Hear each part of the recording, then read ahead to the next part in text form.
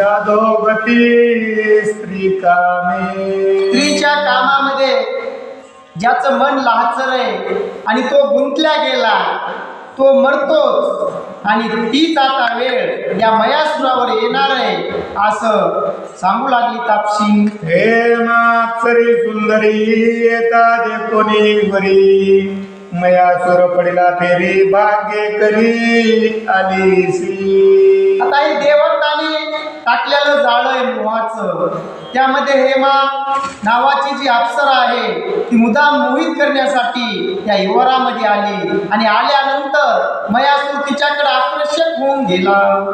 हेमा कॅमिळ कामिनी कामदहन दोघी केले मद्यपान करीत गायन नर्तना बाहेरी आगमन दोघांचे. आता त्याला मोहित करण्यासाठी हेमा अप्सराने सुद्धा मद्यपान केलं, नशेली द्रव्य घेतलं. मयासुराने सुद्धा मद्यपान केलं आणि दोघंही नृत्य करू लागले.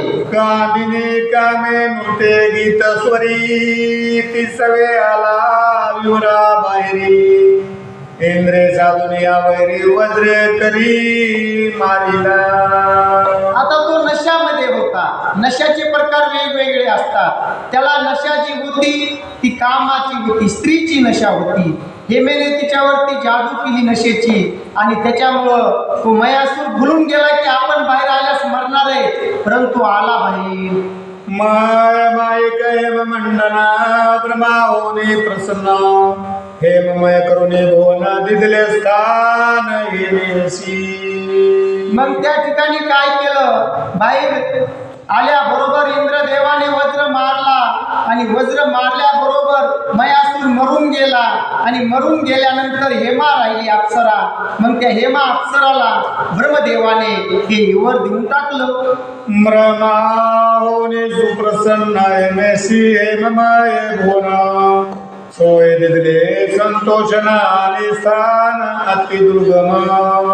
मग ते हेमाला ते युवर दिलं, जीवापेक्षाही प्रिय वाटू लागलं, रमणीय ठिकाण होतं आणि अशा ठिकाणी ते रमेनं घेतलं.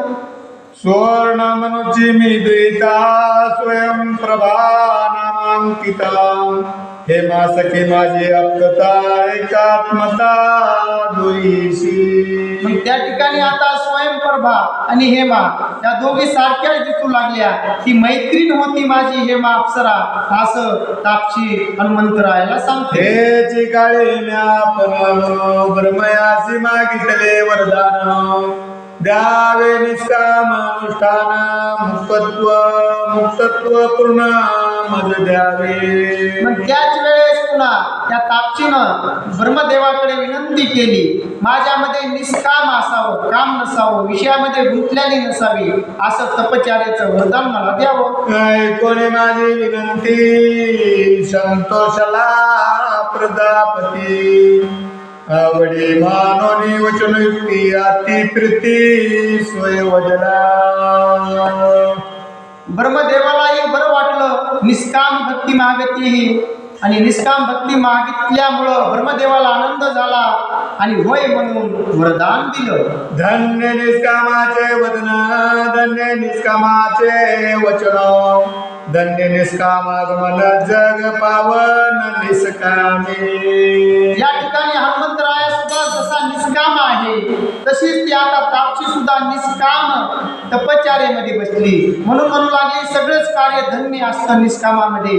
काम असो क्रोध असो ते निघून जातं, म्हणून निष्काम राहिलेलं खूप धन्यता प्राप्त होते. कुंडली कवरदार विठ्ठल श्री गुरुज्ञानदेव तुकाराम सीता कांत समजे जरा हनुमंत महाराज की जय.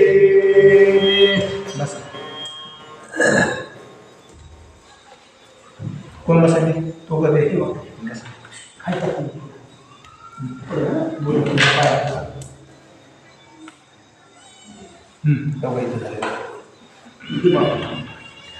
बाहेर बुकला बाबा जय श्रीराम.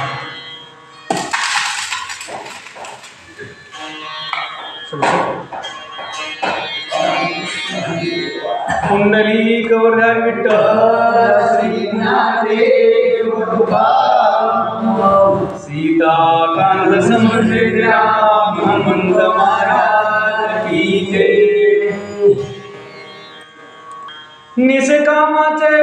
कौतुक निष्कामाचे मद सुख दे कोण्या निष्कामाचे मुख परमहरिक हरिहरा.